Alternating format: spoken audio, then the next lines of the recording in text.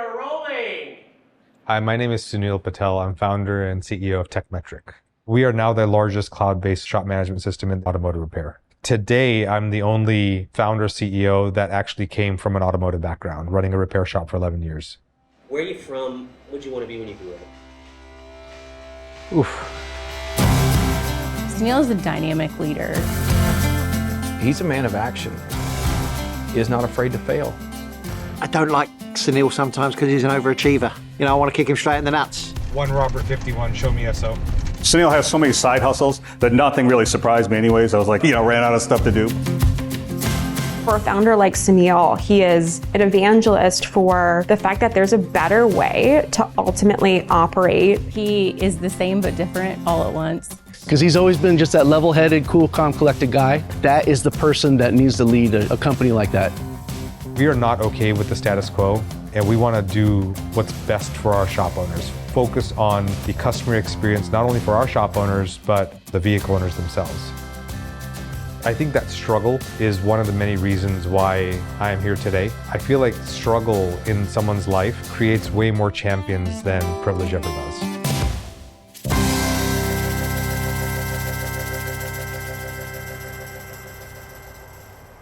So originally born and raised in Southern California, a small town called Escondido.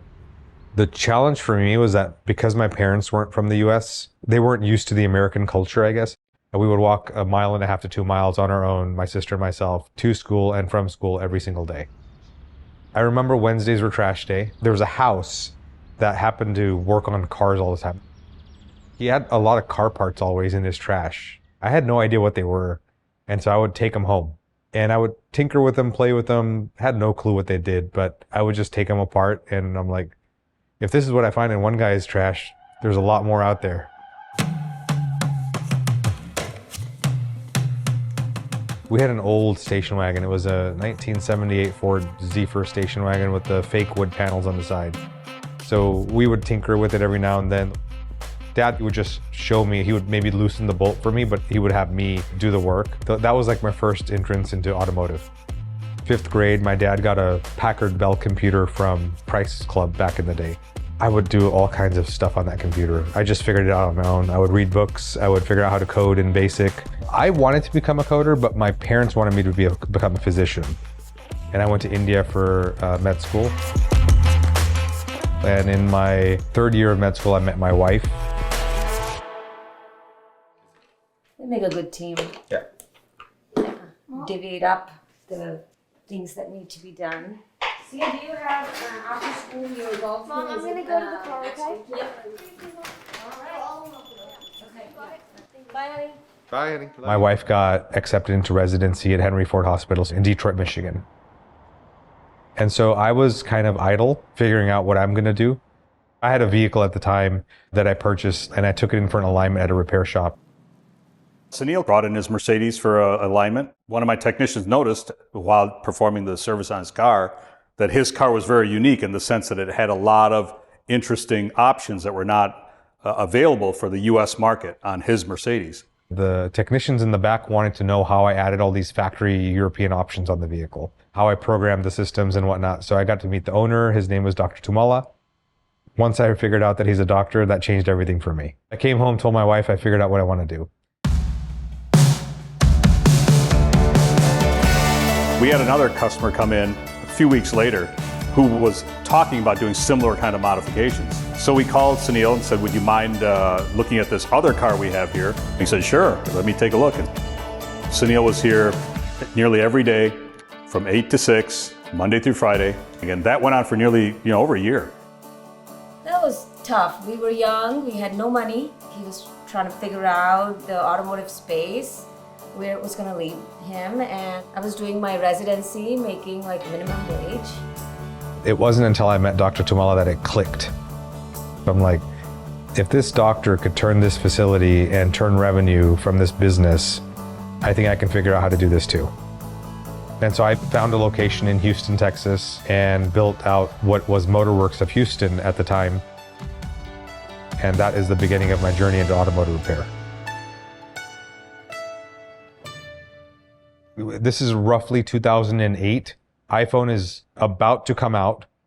And so we wanted to ensure that our customers knew everything that was going on with the vehicle. And what we did was we built a process around how we're going to communicate with our customers. We would take pictures of every single car that comes in. I would download the pictures on a desktop PC, attach them to an email, and then add all the language between the pictures, and then send that email out to our customers for them to digest. From customers, it was a wow factor. And in fact, we went from 700 the first year to 1.2 million the second year.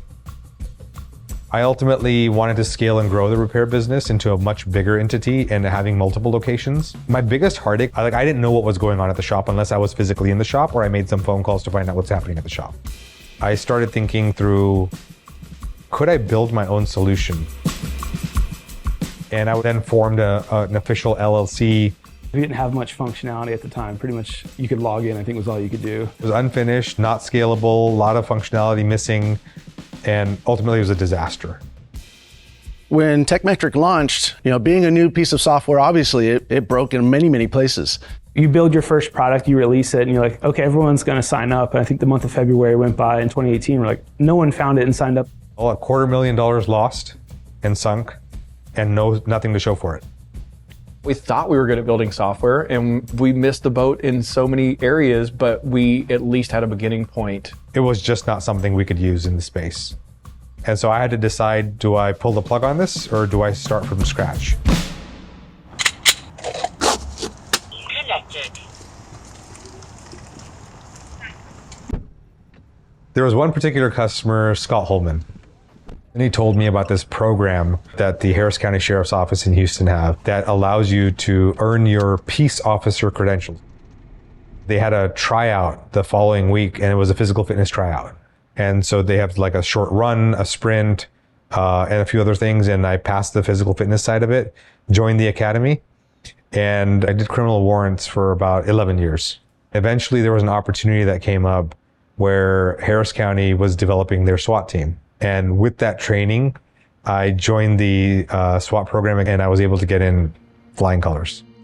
All of the different kinds of people you interact with in law enforcement. You deal with people that are struggling quite a bit. You deal with people that have broken families. And when you start speaking to all these people and all of their different life experiences that they've gone through, it humbles you.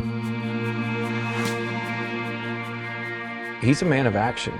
He always tells people it's okay to fail, but you just pivot. For him, like if you watch, he was going through med school and he was like, I hate this. I don't want to do this. And he found joy just in going and working at a shop in Detroit. Each and every one of those steps ties together, whether somebody realizes it or not. And there's always that moment to where he transitions into action, into the next thing, and he's never been afraid of it. I didn't have any income coming in at that point. My wife was part-time as a physician. So we had to sell a few things around the house to try and make money. And ultimately, I focused all my energy into Techmetric. In the early days, we were all housed out of a conference room, all doing different things. So he was picking up sales calls, offering customer support to clients. So we begged and pleaded for people to just take it, gave it to them for free, give us feedback. Some people did.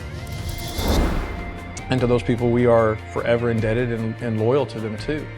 Once we started building it ourselves and learning from the mistakes that we made on the first company, we started gaining some traction. We tried to get into the door of Christian Brothers Automotive that had 230 or 40 locations at the time. And we asked them like, hey, are you looking to replace your point of sale system? After several months of conversations, they agreed to move forward with like doing a pilot test and studying. We were against 4 other products. They picked us as the solution. And that was the moment we knew we had something. Meeting Sunil and the early team that was committed to the shop owner. They really wanted to solve the problem of the shop owner, not just create some flashy tool.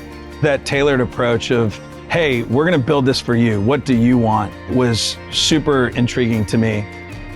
I really appreciate the fact that Techmetric takes my personal ideas and actually thinks about, maybe we should do that or not.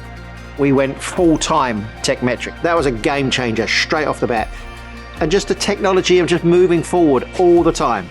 Fucking phenomenal system. I always think about all of the different interactions that I've had in law enforcement. and how I translate that to my full-time job here today at Techmetric. Great companies are founded on the premise of not being comfortable with the status quo and really pushing the boundaries. It's a really exciting place to be because every day and every step is a new challenge. The growth for Techmetric has been super massive over the last few years. We have 10,000 shops that use our product today. It's been a crazy ride, and I think we're actually just getting started. The biggest thing that's really made us successful is our customers and probably their willingness to work with us. Our mission is to keep pushing that forward. We are not okay with the status quo, and we want to do what's best for our shop owners. And I go back all the way from my early days of changing careers to Motorworks to law enforcement. I look at all of those things, even the first version of Techmetric. I look at the failure of that, and I think that struggle is one of the many reasons why I am here today.